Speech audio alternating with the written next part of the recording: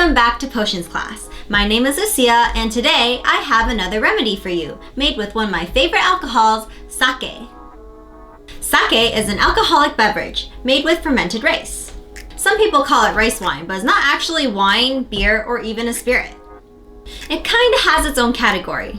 That's how you know it's special. Today's remedy is called sake RACER, and it's another sleeping aid.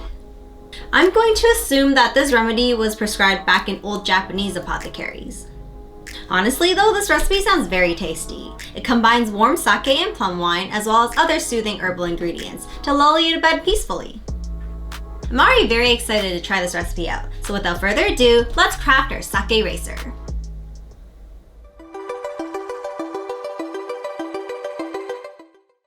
So these are the ingredients for today's potion. You will need 6 ounces of warm sake, 3 ounces of warm plum wine, 2 ounces of botanical gin, and 2 teaspoons of healing herbs. So this recipe gives you a bit of flexibility with the types of herbs that you can choose from. The book suggests ginseng, hops, caffeine-free green tea, and pssionflower. All you need is half a teaspoon of each herb, in a tea bag or in a mesh tea ball.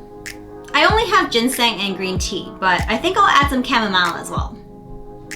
Alright, so first, we are going to warm up our sake and plum wine. Start off by filling a pot with some water. Next, grab a jar and add in your sake and plum wine.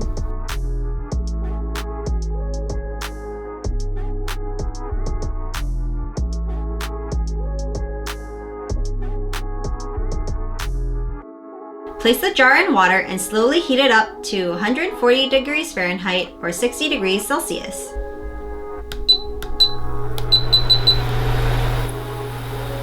The proper vessel for this procedure is to use a sake bottle, but unfortunately mine is too small, so I'll be using a jar.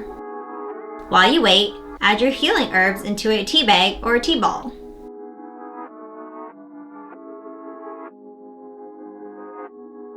Once your sake mixture is warm, remove from the heat and add in your gin.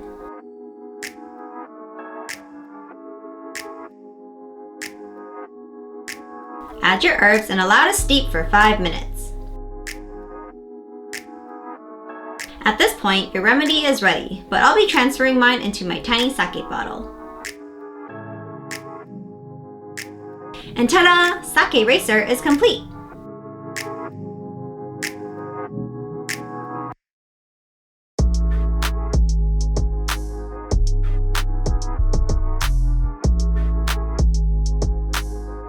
Taste test time. All right, cheers.